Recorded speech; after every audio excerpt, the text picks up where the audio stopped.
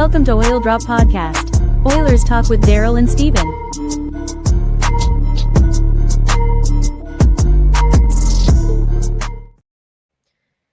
Welcome back to another episode of the Oil Drop Podcast. I'm Steven. He's Daryl. And another week of the 2025-2026 NHL season for the Edmonton Oilers.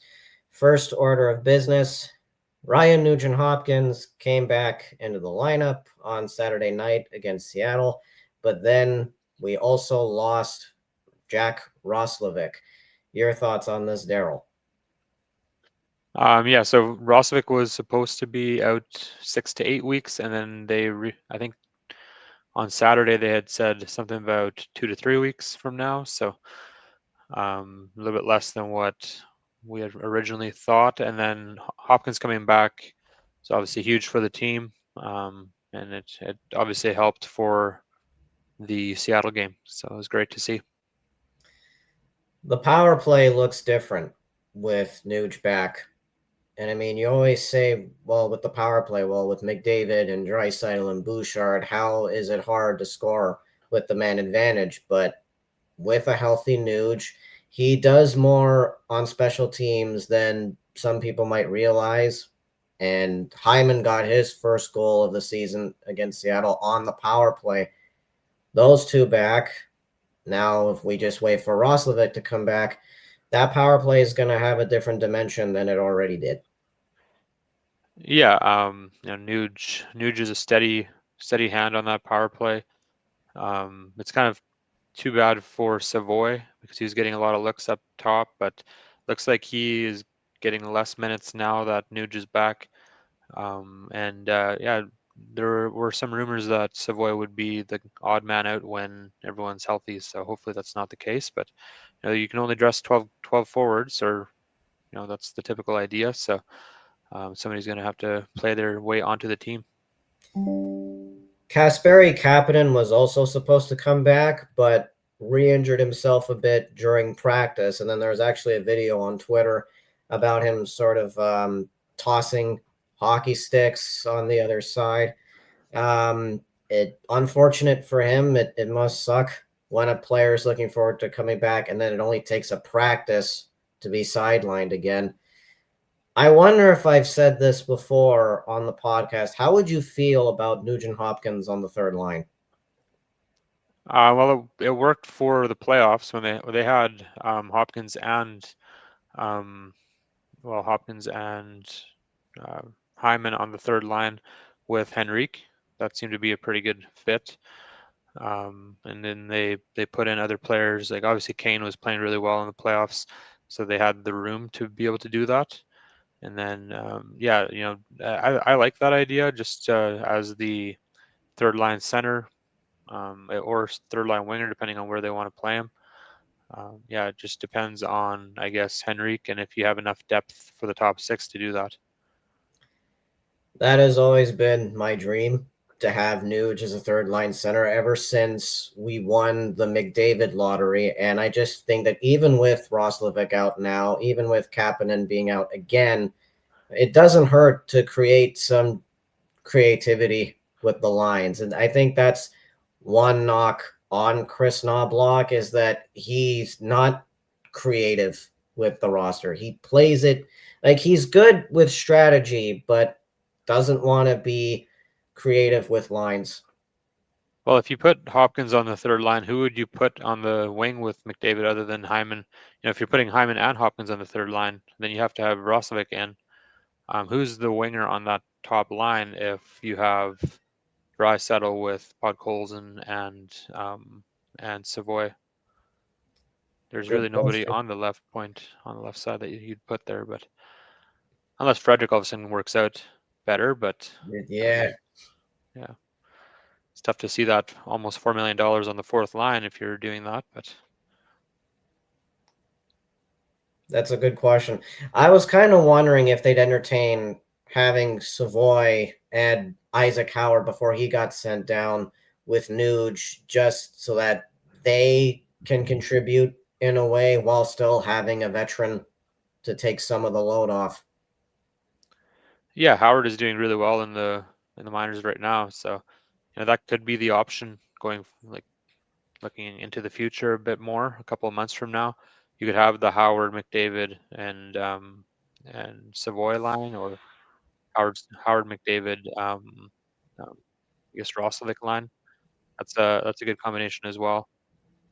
There's a lot of different paths you can go, I guess, but eventually you have to have some players that get looks together more often than a few games. Like, I think it's just like one decent winger, like one solid winger, and then two really skilled wingers in one line. I think that it kind of looks like. I mean, Draisaitl has said he likes playing with Podkolzin, so I don't expect that changing anytime soon. Um, and moving on to last week's games, Dallas Stars 8-3 at home against at home in front of the fans after a long 7-game road trip. Now, I want to sympathize with the team because, I mean, athletes are people too. They're going to get tired after traveling for a long time. But 8-3 is still pretty ugly, especially if you attended the game live. Yeah, you paid your couple $100 to watch it. Stuart Skinner had 4 goals on 8 shots in the first period. Yeesh. Didn't look very great. I mean, and the team, it really didn't help them out that they didn't have a game after for a while, because the fans, definitely got some ideas throughout that week. Good for Connor Clattenburg, though, scoring his first goal, NHL goal. What did you think of his first NHL goal celebration? It was good. Like, it was an awkward moment too, because the team didn't care as much. I mean, they're losing. I'm not sure what the score was at that point, but they were losing quite a bit. And then he gets first goal. Obviously, as a guy that's been trying to get into the league for such a long time, a grinder, someone that's played in the minors for a while. He's still a young player, obviously too, but definitely a guy that should be celebrating his first goal. It's kind of an awkward situation though, when the team doesn't care. So. I remember one game during the Decade of Darkness. There was one player, I can't remember which player was it. I don't want to risk getting the wrong name. He scored his first NHL goal, and it was a really bad loss. The score was really bad. And after he scored it, he didn't really celebrate. So that's why I just thought it was interesting to talk about that. I would celebrate. I don't know if it was me, but And yeah. and Clattenburg brings a lot of energy to that team, as even as a young guy. You like to see it. Yeah, he has found kind of that role that Oilers fans like, the hard blue collar type of player. And he has a good shot here to make some fans and make a name for himself. The first couple of games have gone really well for him. He's got a couple of fights, and he knows how to get into the dirty areas and hit people. So those are all things that are synonymous with that Oilers fan base. And then after that, on Saturday night, there was the polar opposite of the Dallas game. It was a 4-0 win against Seattle in Seattle. I wasn't at home to watch the whole game. I could only watch the highlight package on YouTube. But I can recall that some of the scoring chances in the Dallas game, they were terrible on Edmonton's part. Like, they were giving up a lot of high danger opportunities. So I want to ask you, Daryl, how did the team defense look against Seattle through a 60-minute period? And how did Skinner look in his bounce back game? Did he save them, or did the entire team as a whole play well? The entire team had the whole week to think about it too, right? So Yeah. a couple of different practices in there. Somebody got hurt and they got Nuge back. So, lots of positives going into the game. Even though, the news wasn't as good, and, you know, fans questioning the leadership.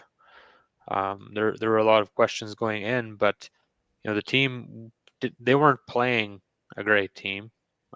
Seattle is the last in the league in what is it, 5-on-5 scoring chances, and they are not a rush team. They don't have big time goal scorers. They're more of a heavy back end team defensively with a great goalie.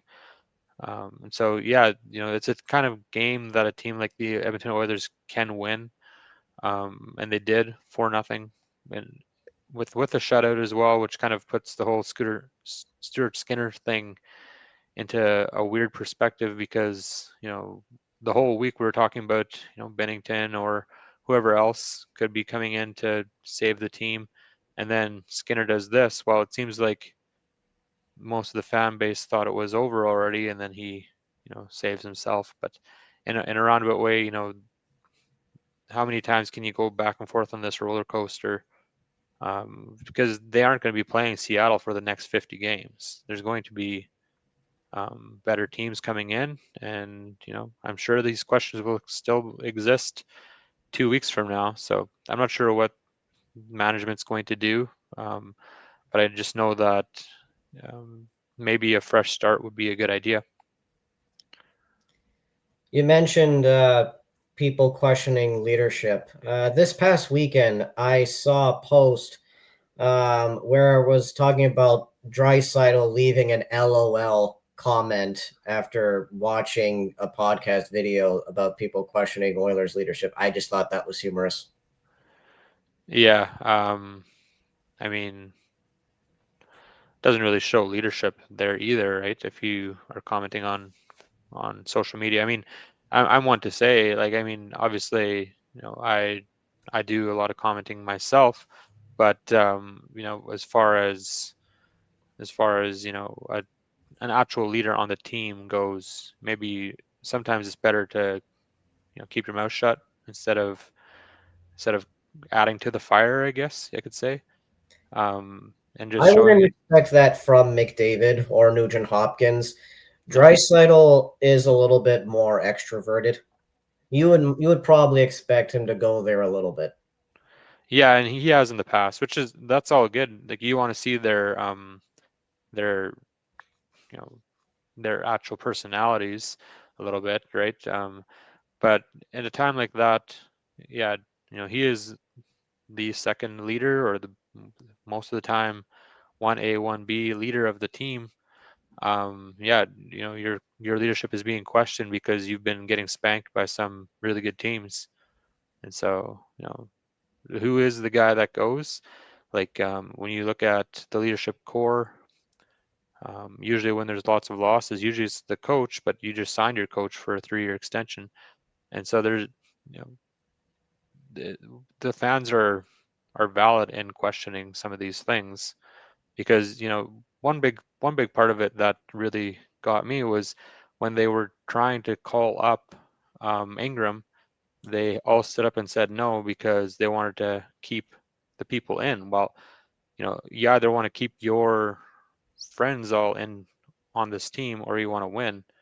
You choose. And so they decided to win against Seattle. But um, you know, how long can you have your friends on this team and try to win until something has to change? And eventually one of those guys, like the like like Nurse, or one of these players, is going to have to get traded eventually if there isn't a change in attitude. Yep. On that note, either Jordan Bennington or Tristan Jarry, who have been rumored to be interested by the Oilers. The Oilers have been rumored to be interested in Bennington and Jarry. Your thoughts on that? So from what I understood, and the person that tweeted out the Jari information is a pretty good. He doesn't just send out anything. He's fairly renowned, I think. And I know him a little bit, but not super well. But yeah, I guess for him, that rumor was pretty high, I think, in the organization. But the Jari part isn't exactly getting better move. It's more of a lateral move, trying to get just a different voice in there in the system.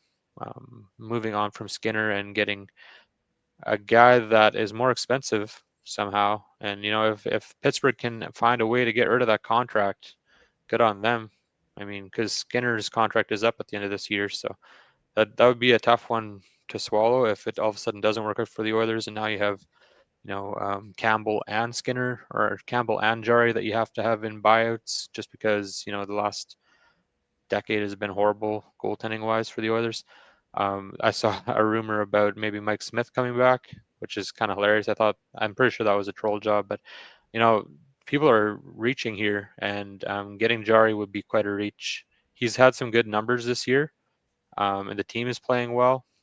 But again, that contract and the history of that player is pretty tough to swallow. I like Binnington a lot more, but apparently he has Edmonton and all the Canadian teams on his no trade. He has a 10-team no trade list. So I'm not sure if that can be worked out somehow, but the team also, the Blues, don't seem like the kind of team that wants to help the Oilers, considering they took a couple players away from us last year. So yeah, I don't know. I don't think there are a lot of teams that are out there willing to help. Yep. Now, I've heard the interest in Jari comes from when he won a championship with the Edmonton Oil Kings back in his junior years. That kind of reminds me of Griffin Reinhart, who also had success with the Oil Kings, and then we traded for him in 2015. He didn't pan out, and Matthew Barzal is a stud with the Islanders. So we might be afraid to see that happen again, too.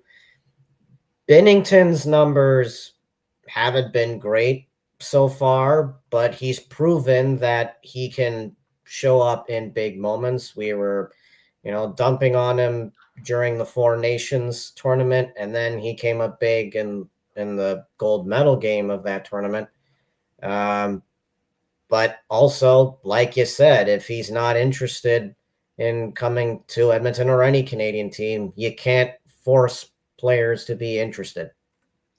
Yeah, and that's another thing about players, is that they are actually humans. This isn't a video game, and if they don't want to come play in your city, you can't make a trade for somebody that has a no trade and they have their own rights. Yeah, I would really like to see Binnington, just based off of a few different things, like he's got more of a veteran goalie, and more of a Dwayne Rolson type. So I think that he could come in and take the Oilers on a good run. But yeah, I also really like Ingram. He's been playing well in the minors, and so hopefully that the team lets him come up eventually. And yeah, let's see how this next week goes, I guess. And it seems like by the win and by the loss, the team goes up and down so hard, and the fan base does as well, because there is a pretty glaring hole on that goaltending. Ryan Rishaug said that the goalies have until the trade deadline to improve. Then I noticed a video by the Oilers Nation Instagram account with Frank Saravalli saying that the goalies have until Christmas to improve. Which one would you believe more? Well, I also heard at the beginning of the year that the team's goalies had until American Thanksgiving to improve, and so that's passed already. I don't know. I guess, do they have till 2028 to improve when McDavid hits free agency? That's right.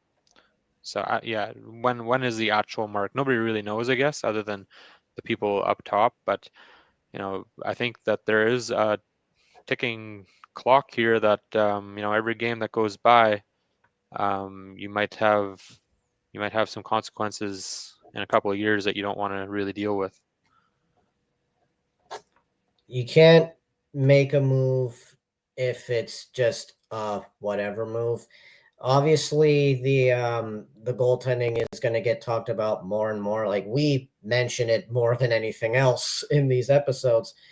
But I feel like whoever we get has to be significantly better than what we have now. It can't just be getting whichever name we read or hear first. Happy U.S. Thanksgiving to our American hockey fans, since you brought that up. Yeah. Another thing I wanted to mention was that the defense is taking up 35% of the cap. People keep saying that, it's the goaltending or it's the defense, and everybody keeps going back and forth. Well, then if it is one or the other, then make the move according to that. Right. You have Nurse and Bouchard making 19, just about $20 million. If it's not good enough on that end, then like let's make a move either on the defensive side or the goaltending side. How many years have we had that conversation already, right? It's Yeah. been it's kind of exhausting. The Athletic ranked the Oilers as the best defensive team in the league before the season started. And last year, they gave up the least high danger chances. Not that I pin every goal against on the goalies, but that is a very shocking 180 as opposed to last year. Yeah. Who would you really blame on the defensive side, right? Like Evan Bouchard's been playing really well, Yeah. I think. Even defensively, he's shown more effort. At the beginning of the year, there were a couple of times where he didn't, but Nurse is fairly solid. He can. We all know what he is. He can move. He's really quick for his size. He makes some turnovers and stuff like that, but so does Wallman. So does Ekholm. Like most defensemen do. The only glaring difference is when the puck goes straight into the net from a shot that has no screen, and you're wondering, And no is that, deflection either. yeah, and you're wondering, is that the same for every team? Does that happen everywhere? Where like, you have a 6'5" goalie that plays like a 5'11" goalie, can't cover the edges or his glove side and his blocker side, and he can't move laterally. It's kind of a tough look. I don't see a team that can really fix that if he moves. A lot of people are, and I'm scared of it too. If he moves on to a different team, is he going to be Devin Dubnyk? Well, not from what we've seen so far. He's already 27 years old, right? Still young, but starting to enter the prime of his career. That tends to be normal. It's just, yeah, they go somewhere else and be better. And so you think, oh, why couldn't they do that here? Well, that's exactly why they moved. It doesn't mean they were going to eventually get better here. They needed the change of scenery for a reason. If that just so happens again with Skinner, then you're going to have to prepare for that. Bouchard, he is better defensively than he's given credit for. Like we've seen him even kill penalties this year. I think what gets the most attention is just when he has those gaffes at the wrong time.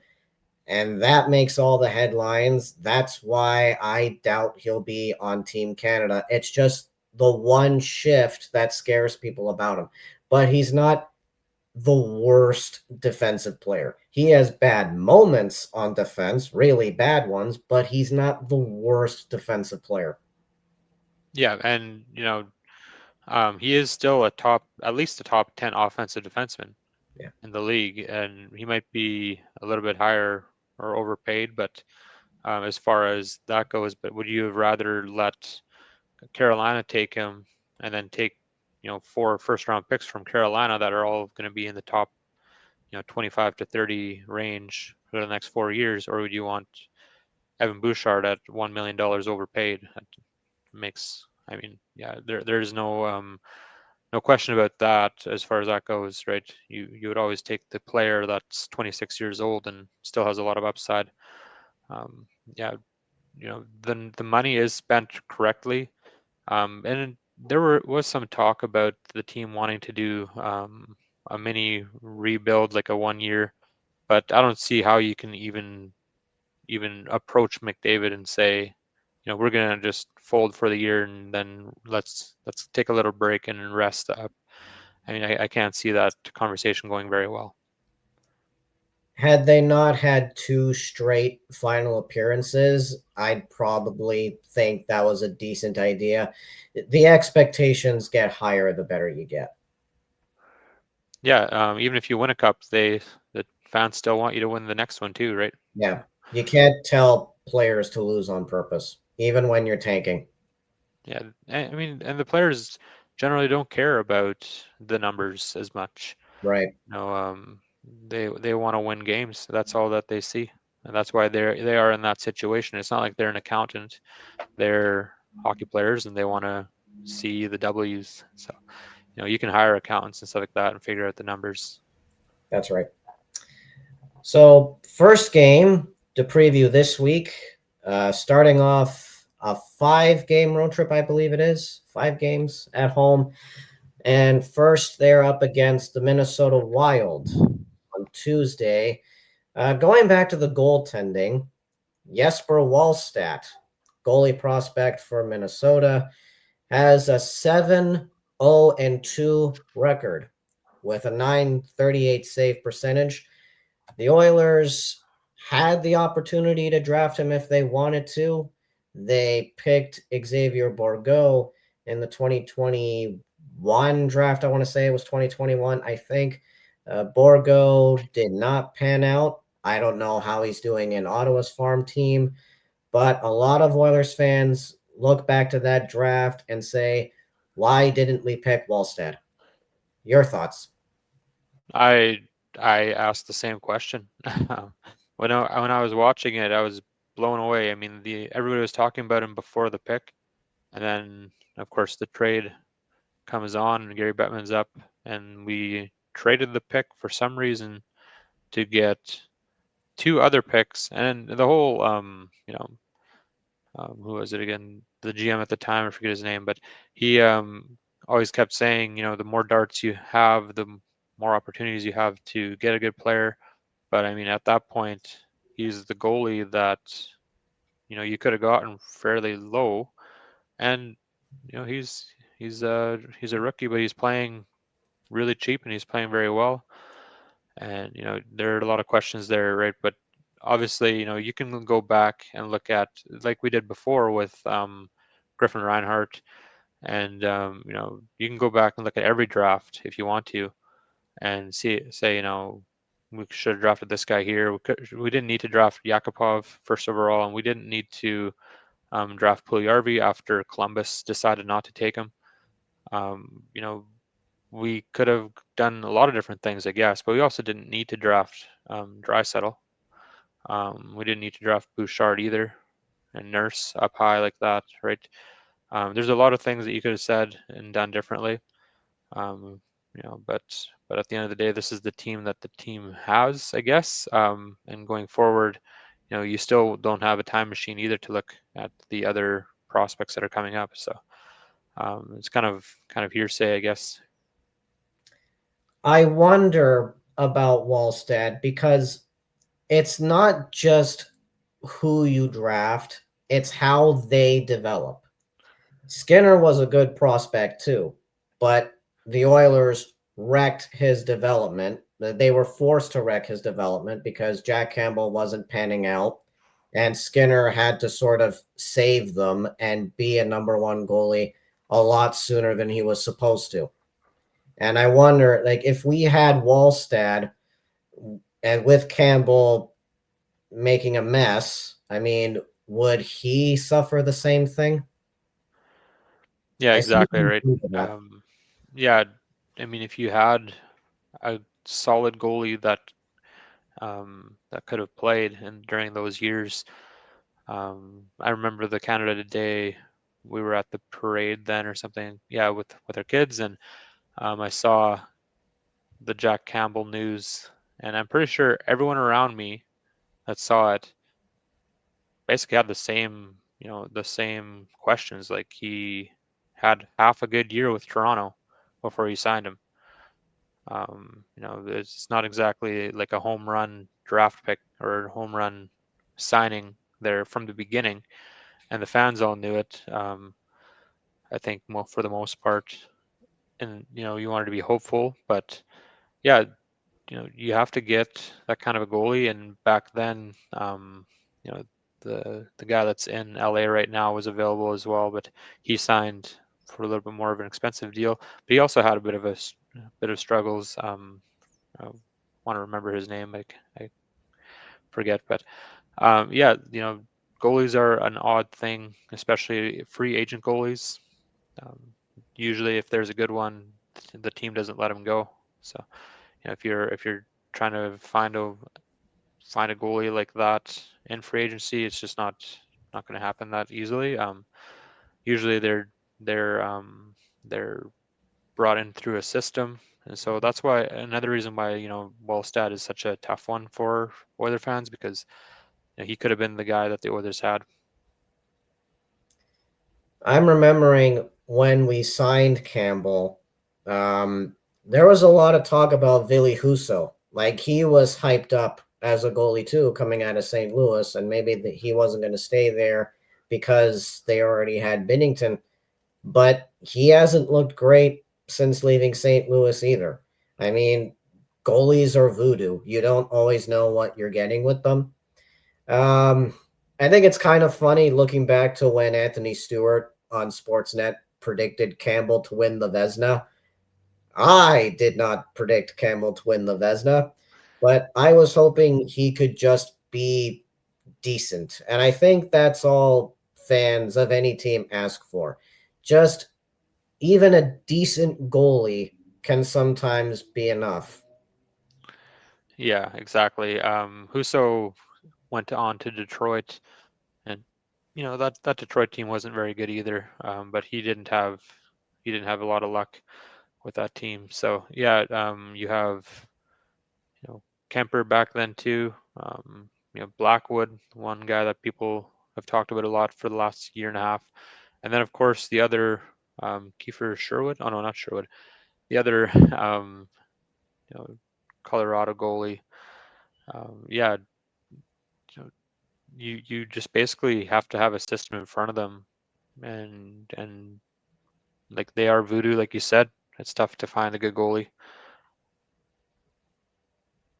And now we have the rematch, I believe, after the Minnesota game. Yep, Thursday against Seattle. That's game three. No, game two on the week. Game three between those teams. The record is 1-1, the season series between Edmonton and Seattle. Yeah, there's gonna be some fireworks in that game, um, just based off of a couple of hits, right? And yeah, Nurse and Hyman. The apology at the beginning of last week's game for, I think it was, I want to remember that guy's name, but on Seattle anyway, and a pretty dirty hit again, in the corner with Nurse. I'm just gonna get his name here. Oh yeah, Mason Marchment. Right. Um, and so you have a player that did something pretty dirty already in the playoffs, and then of course tries to take on Nurse, and Nurse's helmet flew off. But yeah, other than that, I mean, for a guy like Mason, I think he's just trying to bring his team into the fight in that moment, and that's kind of his role. That and trying to score goals, I guess. But um, yeah, it's gonna be just a regular game, I think, and hopefully we see some goaltending.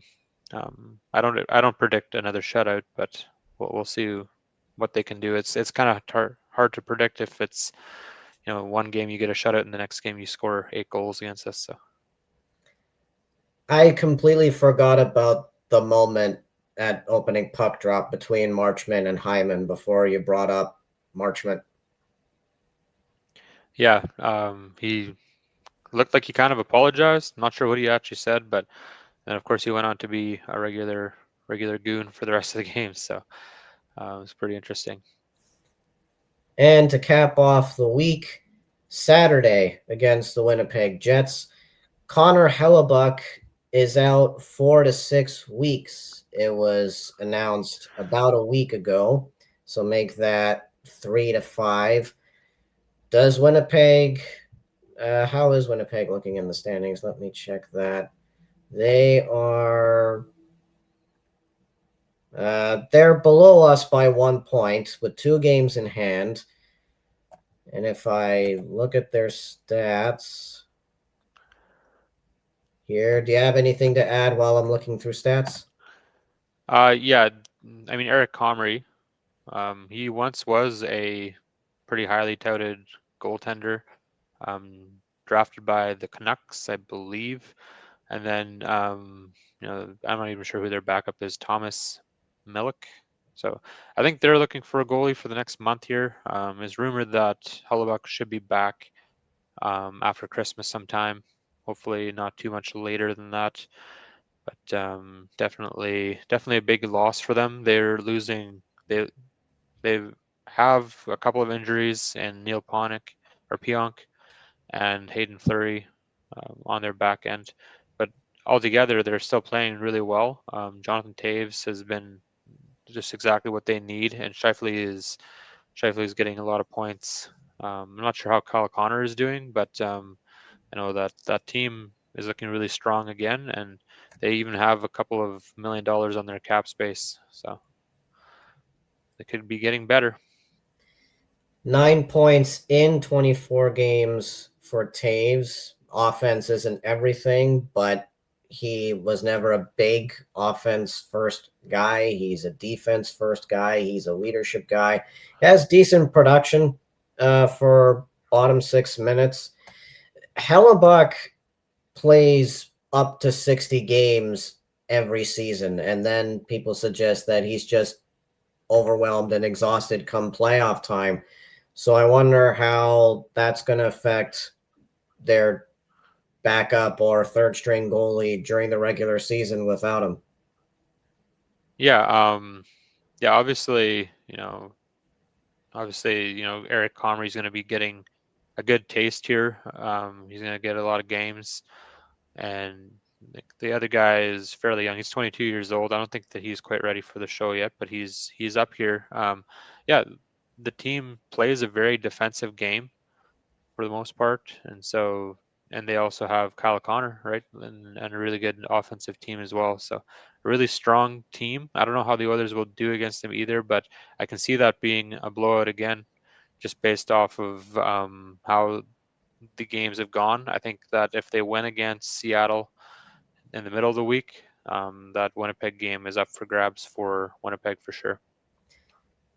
If the Jets do well with the 2 other goalies, then that might be best for Hellebuck too, because it shows Winnipeg that they can win with another goalie from time to time.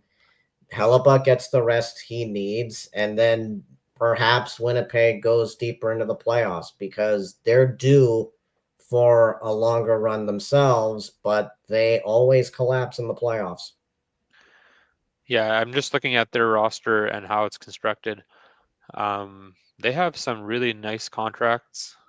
I mean, the biggest one is Kyle Connor coming up here with 12 million per year, but the team is super deep Yeah. and they're kind of built for the playoffs. So I'm surprised that they've never gone too far.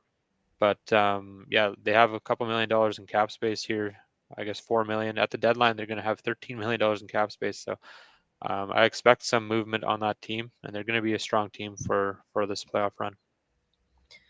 The 180 from Hellebuck, it's that in the regular season, he's like Carey Price. And then in the playoffs, he's like what we say about our goalies all the time. It's hysterical. Like, you kind of wonder, like, if some team is going to decide to place an 18-year-old in net for the playoffs. Because, like I was saying before, you can't predict how a goalie is going to be every single year. Yeah. Do the Oilers have an 18-year-old? I don't think so. I don't know if they have an 18-year-old. They have a couple of guys that are pretty good in the minors, that are coming up. I'm just going to look through that here, but Do you know of Connor any 18 year Connor olds? Unger. Well, yeah, like Connor Unger, and then Nathaniel Day. Nathaniel Day is 20 years old, and then Unger is 23. So they have a couple of guys that could be could be good. I think that I heard Nathaniel Day on a couple of different podcasts that people liked him, but he's also 20. It's kind of tough to bring that in, but I mean, they could go for Devin Levi, who's apparently asked for a trade. But you never really, yeah, Devin Levi is, I think, 23 years old. Not sure if that option is very great either. Do you know of any 18-year-olds outside of hockey that can strap on a pair of pads and a glove and a blocker? I know a few in the minors in up where I live, in junior hockey, but I don't think that they would quite make it. Yeah, I'm not sure. I thought it was worth asking before ending the video. That does it for this week's episode. Again, I'm Steven. He is Daryl. We'll see you next week. Go Oilers.